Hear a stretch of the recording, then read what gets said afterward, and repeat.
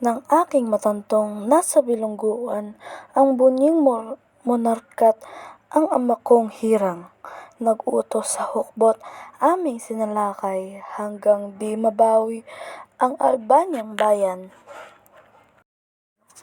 Pagpasok namin sa loob ng reyno, binilago ay siya'y una kong tinungo. Hinungo ng harit ang dukeng ama ko, sa kaginoohay isa si Adolfo. Labis ang ligayang kinamtan ng hari at ng katimawang kamahalang pili. Si Adolfo lamang ang nagdalamhati, sa kapurihan kong tinamo ang sanhi. Ignorante ang tanggulan ng syudad. Mabuhay si Ignorante! Mabuhay! Saka nahalatang ako'y minamahal ng pinag-uusig niyang karikitan.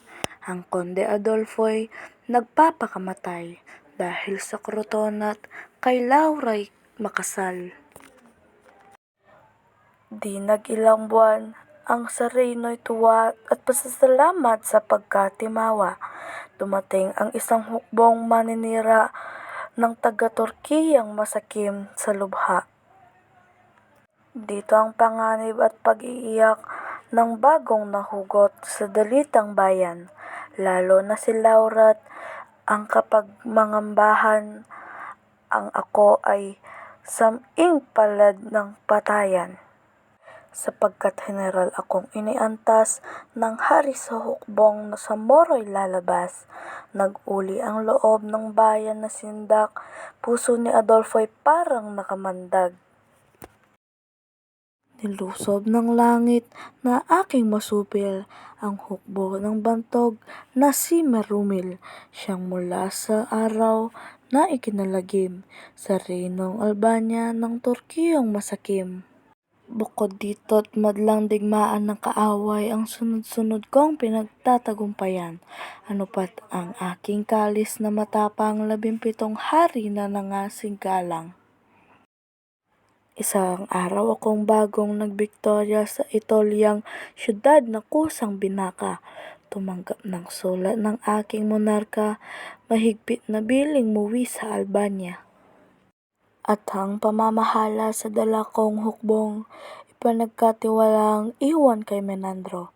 Noong din ay tumulak sa Itolyang reyno. Pagsunod sa harit, Albanya'y tinungo. Nang dumating ako'y gabi kadiliman, pumasok sa reynong walang agam-agam. Pagdakay kinubkob, laking kaliluhan, nang may 30,000 sandatahan. Di binigyan daang aking pagmabunot, ang sakbat sa kalis at makapamuok. Buong katawan ko'y binibdib ng gapos, piniit sa karsel na katakot-takot.